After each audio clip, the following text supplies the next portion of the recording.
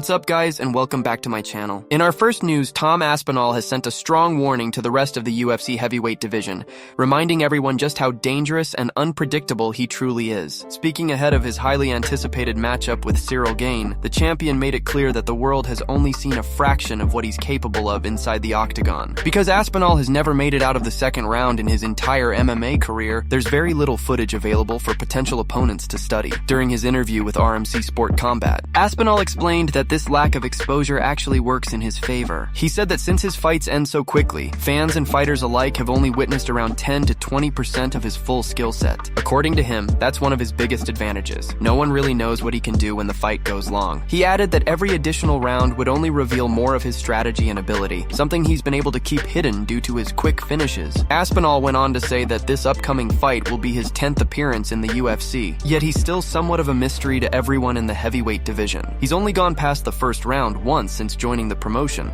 a rare statistic that highlights just how dominant and efficient he's been. His combination of speed, precision, and fight IQ continues to make him one of the most dangerous heavyweights on the planet. And before we continue, make sure to leave a like on the video and subscribe to help support the channel. As he prepares to defend his title against Ciryl Gane, Aspinall remains confident that his unpredictability and composure will be key. He believes that the less his opponents know, the harder it will be for them to prepare, making him a nightmare matchup for anyone who dares to stand across from him in the cage. Moving on to another news, Khamzat recently reflected on his fight with Duplessis, admitting that the matchup wasn't as tough as he initially expected. Speaking after the bout, Khamzat said he went into the fight thinking Duplessis would present a much bigger challenge, but things played out differently inside the octagon. He explained that while Duplessis is not a weak fighter, he simply couldn't match the strength and technical ability Khamzat brought to the table. Khamzat said, "To be honest, I thought the guy would be a little stronger, but he's not a weak fighter. I just didn't give him much of a chance. My wrestling and grappling technique are on another level." He went on to say that the fight didn't unfold in a way that allowed him to fully display all his skills, but even so, he was satisfied with how dominant he looked. The performance once again proved why Khamzat remains one of the most dangerous fighters in the division. His relentless pace, grappling control,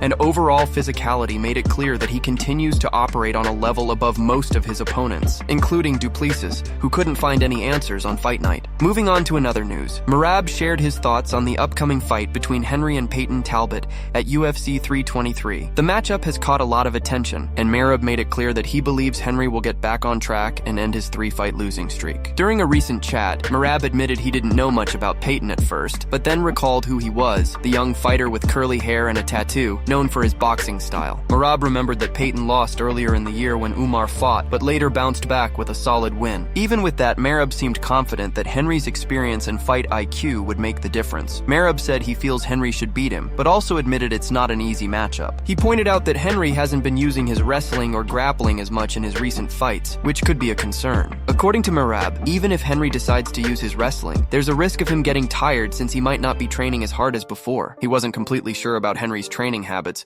but hinted that the former double champ may not be putting in the same kind of work he used to during his prime. Despite those concerns, Merab still hopes to see Henry pull through and win this one. He said he's rooting for him to come out strong and prove that he still belongs among the elite. Merab also acknowledged that this fight is a tough test for both men, Peyton being young and hungry, while Henry is an experienced veteran trying to make one last push in his career. As the conversation wrapped up, Merab even hinted that if Henry wins, he wouldn't mind facing him in the future. It was clear from his tone that he respects Henry's legacy, but also sees an opportunity for himself down the line. Moving on to another news, Khamzat has accused Sean Strickland of bringing a weapon to the gym after a heated exchange between them over text messages. The incident reportedly took place during the time Khamzat was training at Extreme Couture. In a recent interview, Khamzat opened up about what really happened, saying that while things were fine between them at first, one misunderstanding quickly escalated. He explained that when they used to train together, Sean acted completely normal, but everything changed after a small argument. Khamzat said that one day, following a disagreement in their gym group chat, Sean showed up the next day walking around with a gun, apparently believing that Khamzat was going to attack him. The situation shocked Khamzat, who said he never intended for things to go that far. According to him, the whole issue started because of a message in the gym's group chat. Someone from Chechnya had written a comment, and Khamzat responded jokingly saying, "I thought all Chechens are strong." Then he told the guy, "You're an American chicken. I'll beat you up." He said the other person later clarified that it was just a misunderstanding. But by then, Sean had already taken it seriously. Khamzat went on to say that at that time, his English wasn't very good,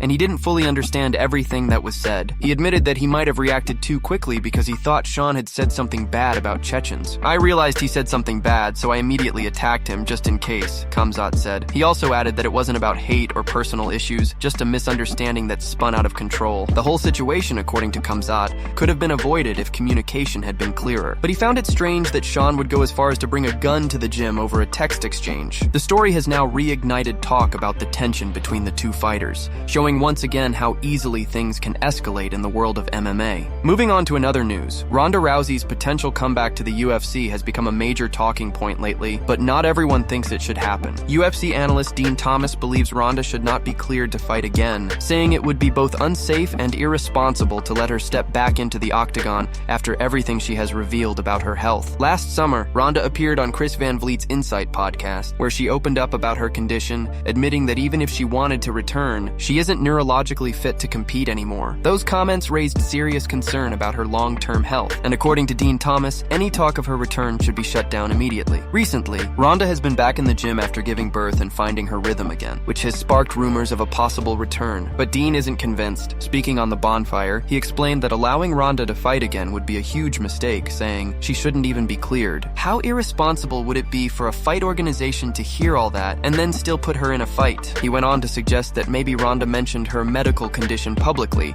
to make sure the promotion didn't pressure her into fighting again. You can't play with those issues, he said firmly. It wouldn't be good for the sport, and it would be a terrible look for the UFC to knowingly let her fight after hearing something like that. Dean emphasized that the UFC has to prioritize fighter safety, especially in cases like this where neurological health is involved. If that's the case, he said, we've got to keep her out of the octagon. As for Ronda, she doesn't seem too focused on fighting anyway. In a recent interview with TMZ Sports, she made it clear that she's just enjoying being active again, spending time training, and rediscovering her love for the sport in a healthier, more relaxed way. She said she's found happiness simply being back in the gym without the pressure of competing. While many fans would love to see the former champion return to action, it seems her own words, and those of experienced analysts like Dean Thomas, point to a different reality. Ronda's legacy as one of the most dominant female fighters in MMA history is already secure, and perhaps her time in the cage has truly come to an end. For now, she appears content focusing on her health, her family, and her life outside the octagon. Moving on to another news,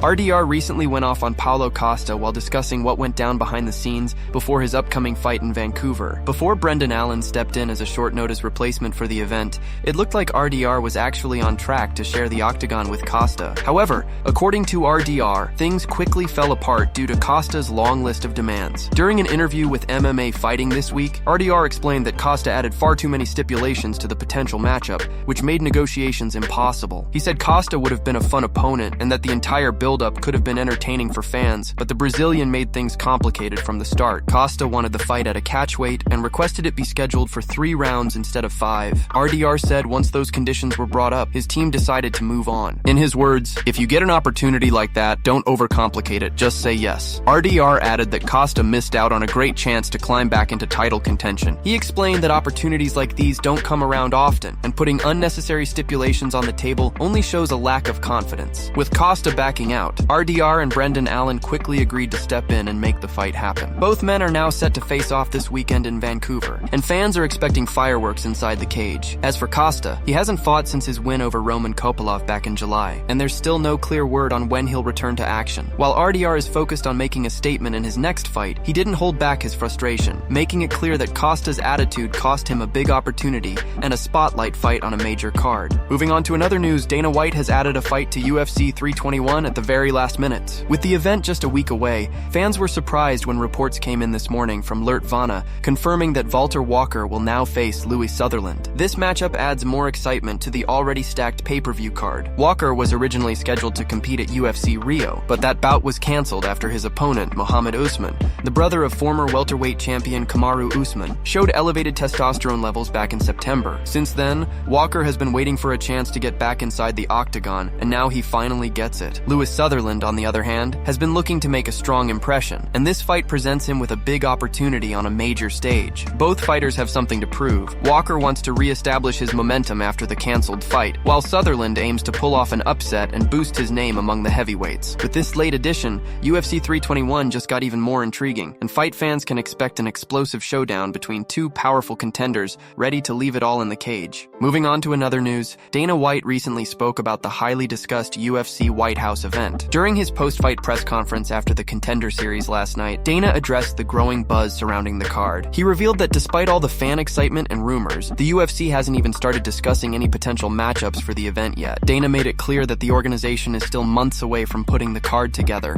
explaining that planning for the White House event won't begin until February. During the interview, Dana was also asked about Conor's current suspension related to anti-doping policy violations. The question was whether Conor would still be eligible to compete on the White House card, which is expected to take place in March. Dana responded by saying that it's far too early to make any decisions regarding Conor's status or participation. He emphasized that the team hasn't had any internal talks about the fights for that card, and mentioned that issues like Conor's eligibility will be discussed with Jeff Nowitzki, who oversees the UFC's athlete health and performance programs. Dana's comments made it clear that while the idea of a UFC White House event has captured everyone's attention, nothing concrete has been planned yet. The organization is currently focused on wrapping up the remaining events of the year before shifting its attention to next year's schedule. For now, fans will have to wait until February to see how the White House card shapes up and whether it will include Conor or any other major stars. Moving on to another news, Dana White has revealed that Ilia could very well be part of the first ever Paramount card. During his post-event media interaction, Dana was asked about the upcoming January event and whether the UFC had anything special planned for this huge debut show. He confirmed that matchmaking officially started today, marking the beginning of preparations for the highly anticipated Paramount card. Dana mentioned that the UFC team has just begun working on putting the lineup together, and that the process of finalizing fights is now underway. When asked if there's a chance Ilia might end up fighting on the card, Dana didn't hold back. He said it's definitely a possibility, acknowledging Ilia as one of the biggest rising stars in the sport right now. Ilia's momentum has been building rapidly after his dominant performances and title success, and fans have been eager to see what's next for him. Dana's response hinted that the promotion could be looking to make a major statement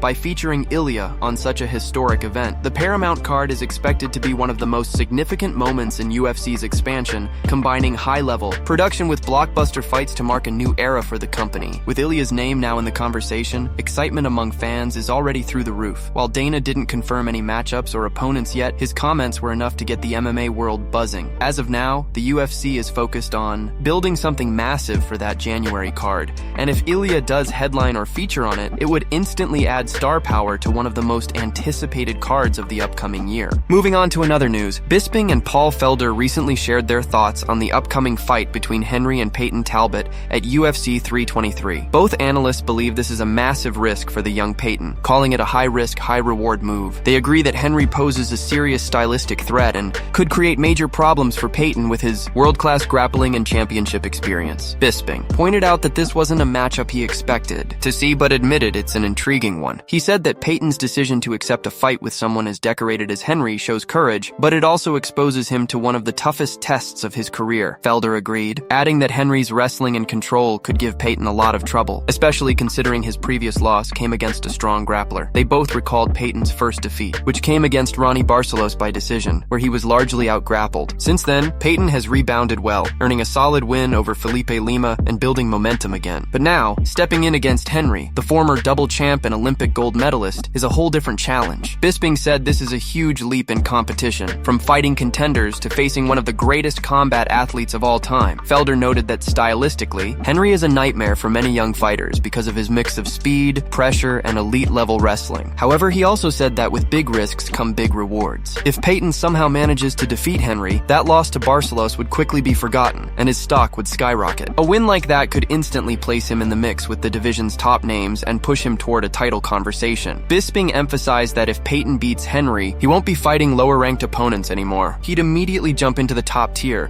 where the elite fighters reside. Still, both analysts agreed that Peyton needs to come in sharper than ever, particularly with his takedown defense and overall grappling game. They made it clear that this is not just another fight, it's a career-defining moment for the young prospect. While for Henry, it's a chance to prove that he still has what it takes to compete at the highest level.